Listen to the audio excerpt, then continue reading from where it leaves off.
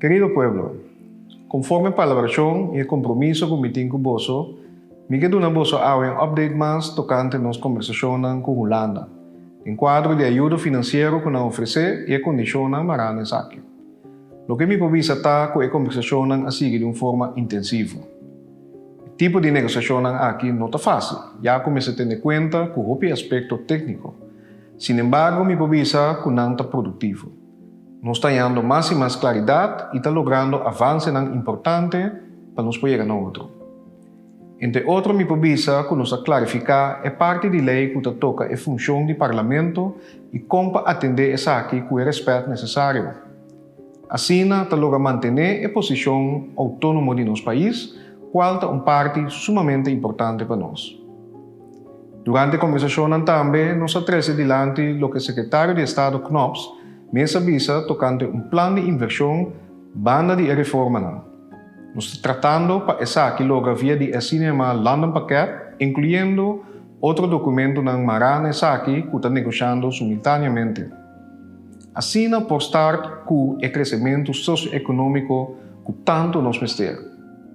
Además, pide aclaración de varios otros puntos incluidos en el documento manera duración de provisión de ley para un periodo de 6 años. También nos hace sugerencia para lograr que el Corsol tenga más participación en el cinema Caribische Hervormingsentiteit. A trove, única forma para lograr avance é door de cinta na mesa com o outro. Compreender que realmente está en necesidade e llegar na solução duradeira para nosso país. Me quer enfatizar que nós mestre queda firme riba nos meta. Esta, para de uma forma responsável, o governo sigue cumprir com seu dever de sostener o pueblo, incluindo as empresas que tradonan estão mais vulneráveis, mientras cria espaço para revivar e modernizar nossa economia e criar cupos de trabalho duradeiro. É verdade que o nosso Ministério de Sustento Financeiro é urgente. A oferta de Holanda aceita o que nós tínhamos aqui na mesa, mas na condição já conhecida. Me que sugerir cada de vocês para que de acordo com mescos que nós temos nos direitos, nos mestewak, nos obrigações também. Claro que nós também evaluamos várias vianças no mercado internacional e local. Pero hecho está que de caso assim aqui, me se tem em conta com taxa de interesse alto, já que o risco na marana nos país está alto. Na final do dia, nós me se tem capacidade de pagar back, e suma FIA plus interesse.